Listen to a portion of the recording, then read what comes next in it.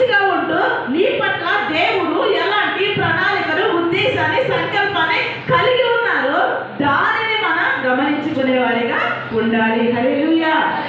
అందుకే ప్రభు చెప్పారు, దేవుని మీదకి వారు కలరేమోనని ఆయన ఆకాశం నుండి నరులని పరిశీలించారు, వారందరూ బొత్తిగా చెడి ఉన్నారు, దారి తప్పి బొత్తిగా ఒక్కడునూ లేడు, వివేకము కలిగి దేవుని మీదకి వారు ఒక్కడును లేడు. కనుక దేవుని ఉద్దేశం ఏంటంటే, దేవుని నువ్వు వెదకు. నీకున్న బలహీనతలైన, జబ్బులైన, రోగాలైన, అప్పులైన, అవస్థలైన, అనారోగ్యమైన, అవిధేయతలైన, అభ్యంతరపరిచే ఆలోచనలు నీకున్నా దేవుణ్ణి విడిచిపెట్టకు. ఒకరోజు అవన్నీ నీ నుంచి దూరం అయిపోతాయి. హల్లెలూయా. కనుక దేవునికి నీ పట్ల ఒక ఉద్దేశం ఉంది.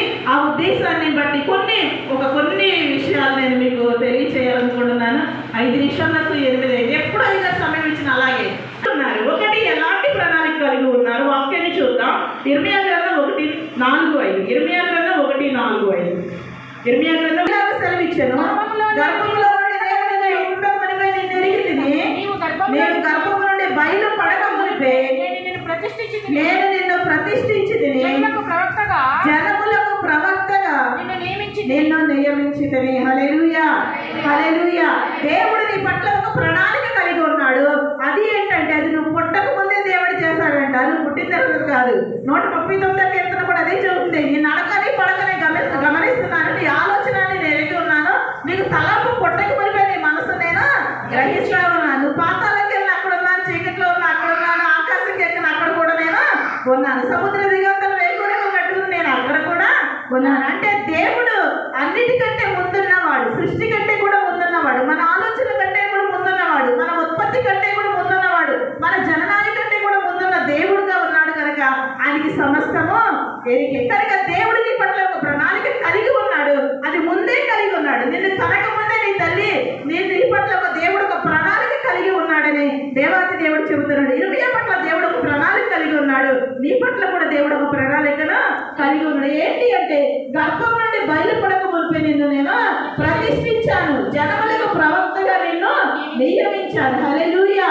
కనుక దేవుడు నీ పట్ల ప్రణాళిక కలిగి ఉన్నాడంటే ఏంటి అంటే, నీవు ఒక ప్రవక్తగా ఉండాలి, నీవు ఒక ప్రవక్తనిగా ఉండాలి, నీవు ప్రవచించేదానిగా ఉండాలి, పాడేదానిగా ఉండాలి, వాయిద్యాలు వాయించేదానికి, వాక్యం చదివేదానిగా ఉండాలి, దేవుడి గురించి ప్రకటించేదానిగా ఉండాలి, దేవుడి గురించి పాడేదానిగా ఉండాలి, దేవుడి గురించి మాట్లాడే వ్యక్తిగా ఉండాలని దేవుడి పట్ల, దేవుడు నీ పట్ల ఒక ప్రణాళికను కలిగి ఉన్నట్లుగా దేవుని వాక్యం మనకు తెలియజేస్తుంది. కనుక దేవుడు నీ పట్ల ఒక ప్రణాళిక కలిగి ఉన్నది. ఒకటి ఏంటంటే, దేవుడు నీ పట్ల ఒక ప్రణాళిక కలిగి ఉన్నాడు. అది ఏంటంటే, నీవు ఒక ప్రవక్తగా ఉండాలి, దేవుని కొరకు పనిచేసే వ్యక్తిగా ఉండాలి, నీవు ఒక ప్రవక్తినిగా ఉండాలని, ప్రవక్తగా ఉండాలని దేవుడి వాక్యం మనకు తెలియజేస్తాం. కనుక గోత్రికులలో 17 కుమార్తెలైన అన్నాను ఒక ప్రవక్తని, మరి యెరూషలేము మందిరంలో ఉన్నట్లుగా సిమియోను గోత్ర ప్రధాన యాజకుడుగా అన్నానే ఒక స్త్రీ ప్రవక్తినిగా ఉన్నట్లుగా దేవుని వాక్యాలు మనం చూడగలం. కనుక అన్న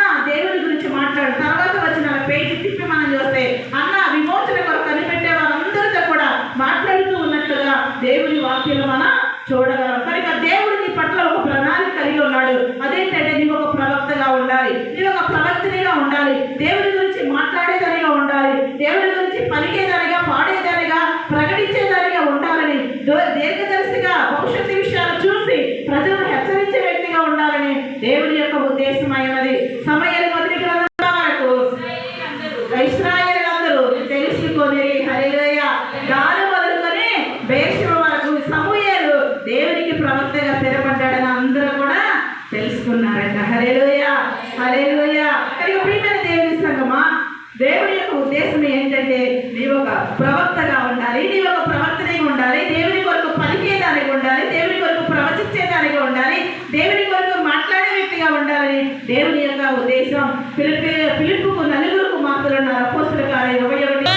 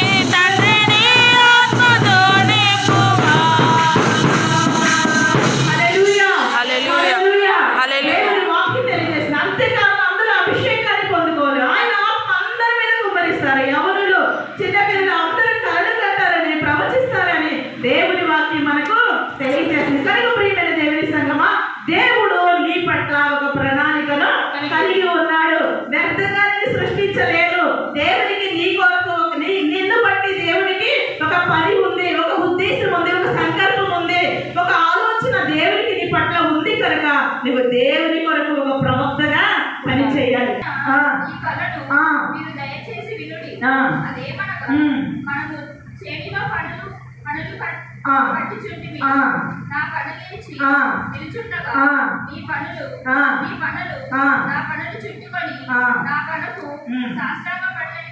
చాలు నాన్న. అలాగే 9వ వచనాలు కూడా చూసినట్లయితే అక్కడ సూర్యచంద్ర నక్షత్రాలు ఇవన్నీ కూడా మరి యోసేపు కన్నా దర్శనంలో తనకి నమస్కారం చేసినట్లుగా మనం చూస్తాం. అంటే యోసేపు కళలు కనే వ్యక్తిగా ఉన్నాడు, దర్శనాలు చూసే వ్యక్తిగా ఉన్నాడు, స్వప్నాలు చూసే వ్యక్తిగా ఉన్నాడు.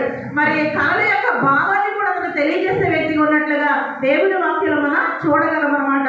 అయితే యోసేపులో తన అన్నలు పగపట్టినట్లుగా మనం చూస్తా ఉన్నాం. తన 10 మంది అన్నలు తన మీద పగపట్టినట్లుగా కూడా దేవుని వాక్యంలో మనం చూస్తా ఉన్నాం. దేవుని వాక్యంలో కనుక మనం చూసినట్లయితే ఆయన అన్నలు ఆయన మీద పగబట్టారు, మరీ పగబట్టారు, మరింత పగబట్టారు అని ఈ వచనాల్లో మనకి ఆ మాట చక్కగా రాయబడి ఉంటుందన్నమాట.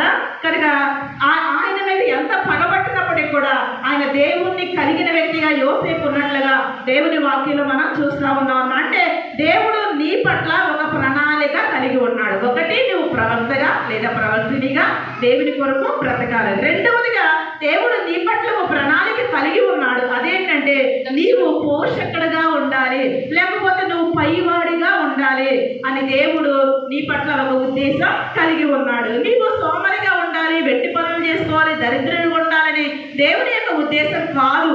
నువ్వు ఉన్నతంగా ఉండాలి, పైవాడిగా ఉండాలి, అనేకలను పోషించే వ్యక్తిగా ఉండాలి, అధికారిగా ఉండాలి, ప్రభువుగా ఉండాలని దేవుడు నీ పట్ల ఒక ఉద్దేశాన్ని కలిగిన వ్యక్తిగా ఉన్నట్లుగా దేవుని వాక్యం మనకు తెలియజేస్తా ఉంది. ఆదికాండం 49 నీకును నీ ఇంటి వారికి నీకు కలిగిన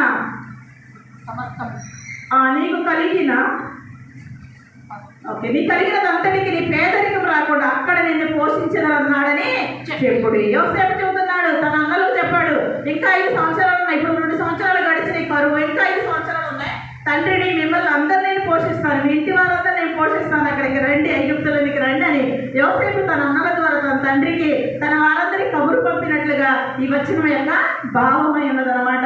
యోసేపును అన్నలు గుంటలో పడేశారు, మిద్యానులు కమ్మివేశారు, అక్కడ చాలా అవస్థలు పడ్డాడు. అయినా యోసేపు దేవుణ్ణి విడిచిపెట్టలేదు, తనకి కీడు చేసిన అన్నల మీద ప్రేమ కూడా పోలేదు. హల్లెలూయా, హల్లెలూయా. కొన్ని కీడులు, కొన్ని అవమానాలు, కొన్ని బలహీనతలు, కొన్ని సమస్యలు మనుషుల యొక్క వ్యక్తిత్వాలు మనకి అర్థమవుతా ఉంటాయి. కొన్ని పరిస్థితులు దేవుడు మన మధ్యలో తీసుకొచ్చినప్పుడు ఈ మనిషి స్వభావం ఎలాంటిది, ఈ వ్యక్తి స్వభావం ఎలాంటిది, ఈ పరిస్థితుల్లో వీళ్ళు ఎలా మారిపోతారనే ఆలోచన దేవుడు మనకిచ్చి వాటిలో దేవుని కొరకు మహిమకరంగా నిలబెట్టడం దేవుడు మనకు నేర్పిస్తాడు. అంతేగాని మనకు అన్యాయం చేసిన వాళ్ళకి మళ్ళా మోసం చేయడం అవి ఎప్పుడు చేయకూడదు అనమాట. కనుక యోసేపు పండయ్య మేపెడు వాడును ఆయన. హల్లెలూయా, హల్లెలూయా. కిందకు చదివినట్లయితే దేవుని వాక్యం మనకు తెలియచేస్తూ ఉంటుంది. ఇంకొక చోట పొదలో నుండిన వాని కటాక్షము యోసేపు తల మీదికి వచ్చేను. హల్లెలూయా. దేవుడు యోసేపుని ఎలా ఆశీర్వదించండి, మేపేవాడిగా, బండగా, అనేక మందికి ఆశ్రయముగా, అనేకులను పోషించే వ్యక్తిగా యోసేపును దేవుడు దీవించినట్లుగా దేవుడి వాక్యం మనకు తెలియజేస్తా ఉంది. 45 ఆదికాండము 26వ వచనాన్ని కనుక మనం చూసినట్లయితే 26వ వచనం యాకోబు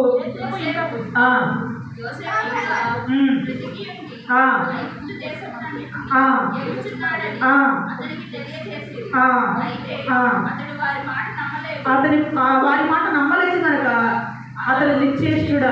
యాకోబు నమ్మలేదంట, నీ కొడుకు బతికే ఉన్నాడని తన కుమారులు చెప్పినప్పుడు, యోసేపు బతికే ఉన్నాడని చెప్పినప్పుడు ఏమని చెప్పారంటే ఐగుప్తు దేశం అంతటినే ఏలుచున్నాడని అతనికి తెలియజేశారు. అయితే అతను వారి మాట నమ్మలేదు కనుక వారి మాటలకు నిశ్చేష్టుడు, ఆయన మాటలకు ఆశ్చర్యపోయాడు అనమాట.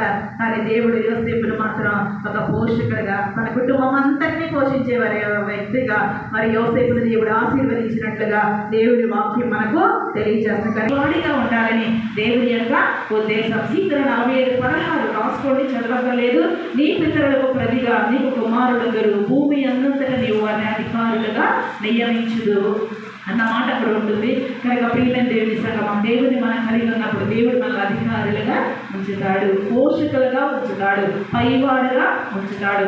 ద్వితీయోపదేశకాండ 28వ అధ్యాయం 14వ వచనం చూస్తే యెహోవా ఉంచుతాడు గనుక ఉంచాడు, నీవు పైవాడుగా ఉండు కానీ కింది వాడుగా ఉండకపోతున్నాడు. ఎప్పుడు అంటే దేవుడిని మనం నమ్ముకున్నప్పుడు, దేవుడు నా పట్ల ప్రణాళిక కలిగి ఉన్నాడని నువ్వు ఖచ్చితంగా గ్రహించినప్పుడు దేవుడు నిన్ను అనేకులను పోషించే వ్యక్తిగా ఉంచుతాడు, అనేకుల కంటే పైవాడిగా ఉంచుతాడు. కనుక అధ్యాయము 22వ వచనం, అపోస్తల కార్యాలు 13వ అధ్యాయం 22వ వచనం, 13:22. తరువాత అతనిని తొలగించి దావీదునకు వారిని రాజుగా ఏర్పరిచి, మరియు ఆయన నేను యెషయా కుమారుడైన దావీదును కనుగొట్టిన అతడు నాకు అతడు నా ఇష్టానుసారుడైన అతడు నా ఉద్దేశములన్నీ నెరవేర్చునని చెప్పి అతనిని గూర్చి సాక్ష్యం ఇచ్చాడు. చాలండి. ఆ తర్వాత 13:36 చూస్తే దేవుని నీవు ఒక ప్రభువుగా ఉండాలి, ఒక ప్రవక్తగా ఉండాలి, నీవు పైవాడుగా లేదా పోషకుడుగా అనేకలను పోషించే వ్యక్తిగా ఉండాలి, మూడోదిగా నీవు ఒక సాధకుడుగా ఉండాలి అని దేవుని యొక్క ఉద్దేశం. దేవుడు రాజుగా దావీదుని ఏర్పరచుకున్నాడు. మనం చూసినట్లయితే దావీదు దేవుని సంకల్పము చొప్పున అన్నమాట. మన 13వ అధ్యాయం 36వ వచనం చూస్తాం. దావీదు దేవుని సంకల్పము చొప్పున తన తరము వారికి సంకల్పం ఉద్దేశం, ప్రణాళిక, ప్లాన్ దేవుడు దావీదు పట్ల కలిగి ఉన్నాడు. అదేంటంటే అతను ఒక రాజు అవ్వాలి, అతను ఒక గొప్ప వ్యక్తి అవ్వాలి, దేశాన్నే పాలించే వ్యక్తి అవ్వాలి. అందుకే మన పిల్లలు కూడా మీరు దీవించండి. నువ్వు చస్తావురా, నువ్వు చావురని ఎప్పుడు పిల్లలు తిట్టొద్దు, ఎప్పుడు పిల్లలు దూషించొద్దు, పిల్లలకి శాపనార్థాలు పెట్టొద్దు, పిల్లలు అలా అవుతారు నువ్వు ఎలా అవ్వాలని ఎప్పుడు మీరు పిల్లల్ని మీ నోటితో దూషించకూడదు. తల్లి